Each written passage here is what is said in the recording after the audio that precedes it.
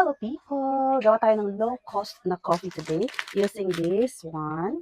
Mura lang to. This is 13 pesos sa sari-sari store. And then, Nescafe stick na gold, medium roast. Pwede nyo gamitin yung classic. Mura lang yun, 3 pesos ata. This one kasi is nasa 7 pesos bang equivalent nun ng isang stick nito. So, ang gawin natin is, tunawin muna natin ang ating Bear brand na milk dito sa ating cup.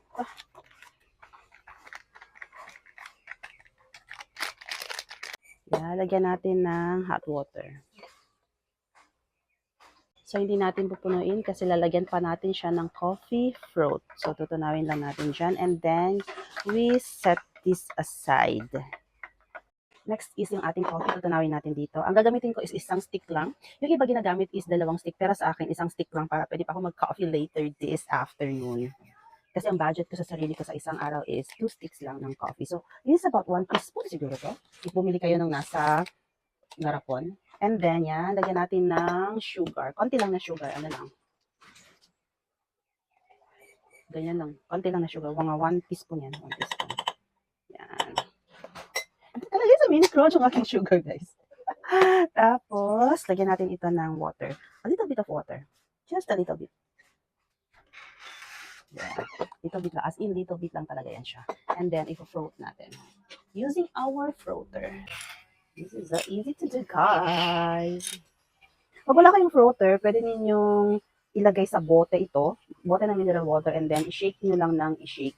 Hanggang sa bumula siya. Pampabula lang naman itong floater. Pero mas mabilis pag may floater kayo. So, kung ako nyo, bili kayo ng floater. Mura lang ito, nasa 100 plus. Less than 200 pesos. And then, it's battery operated. Meron na siyang kasamang 3 ulo pang froth. Tapos, meron pa siyang stand. I'm going to show you the stand. Ito yung kayang stand. Yan ang kayang stand. So, dyan mo ilalagay. Ganun. Later. Okay na siguro ito. Huwag na natin masyadong ipabubble. Ilalagay natin sa ating milk.